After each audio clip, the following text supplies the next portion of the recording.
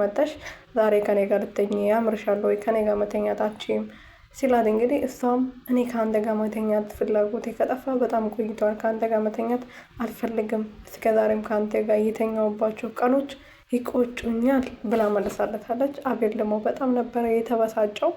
ዳኒም እንግዲህ ያው ሚስቱ እንዳይቀሙበት በጣም ፈርቷል። አባባን ብር ጠይቋቸው ነበረ፣ 4 ሚሊዮን ጠይቋቸው ነበረ። ብሩን ለማግኘት እንግዲህ ጸባይ ገዝቷል። በዛ ደግሞ ቤቱ በቲና እንዳልሆነ ዳኒ ያውቋል ማለት ነው። ግን እንዳይናገር ደግሞ ብሩን እሰጣለሁ፣ ይሄን ነገር ደግሞ ለቲና እንዳትናገር ብሎታል ማለት ነው። ዳኒም ደግሞ ብሩን ለማግኘት ስል ተስማምቷል። ለቲና እስካሁን ድረስ ቤቱ የሷ እንዳልሆነ አልተናገረም። ቲና ግን እርግጠኛ ነኝ የሆነ ሴራ እያሴረች ነው ቤቱን፣ ወይም በትክክለኛ መንገድ የራሷን አድርጋ ይመስለኛል እንግዲህ እንደዚህ እየሆነች ያለው። በተለይ ደግሞ እዛ ሄዳ ከመጣችው በኋላ በጣም ባህሪዋ ተቀያይሯል፣ ሰዎቹ ላይ ተቀያይራለች ምናምን እና ይመስለኛል ቤቱን በእውነተኛ ወረቀት የራሷን ያረገችው ይመስለኛል። ሰውየውን ያታለለችው ይመስለኛል። እኔ ግን አላውቅም፣ የምናየው ይሆናል እሱን።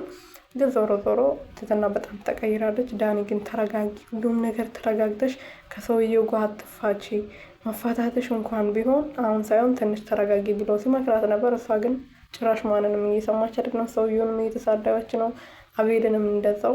በዛ ደግሞ ፍቺ ይፈልጋለሁ፣ እኔ ከሱ ጋር ከዚህ በኋላ መኖር አልፈልግም። እስከዛሬ እኔ እናንተ አንድ ላይ እንሆናለን ብለን አይደል ብዙ ነገር ስናቅድ የነበረው። ነገሮቹ ደግሞ ተሳክቷል። አሁን እነሱን ከዚህ ቤት ማንቅሬ አስወጥቼ ከአንተ ጋር ነው እዚህ ቤት ውስጥ መኖር የምፈልገው ብላ ስትናገር ነበረ።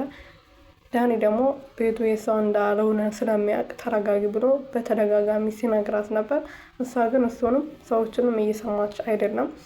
ስለዚህ ከአቤል ጋር ልትፋታ ነው ማለት ነው። አቤል ደግሞ ተስማምቷል። አባባ ግን ከልጆ ጋር ልፋታ ነው ብላ ስትናገር ተፋቺ፣ ችግር የለውም አንቺ ስትሄጂ ሌላ ሚስት ቆንጂ የስነ ስርዓት ያላት ለሰው ልጅ ክብር ያላት ባለሙያ አመጣለታለሁ ብለው ሲናገሩ እንግዲህ በጣም ነበር ግራ የተጋባችው። ተናዳ ነበረ። ግን ቢሆንም እኔ ምን አገባኝ ብላ ዳኒ ስትናገር ነበር። ቀጣዩን ደግሞ አብረን እናያለን።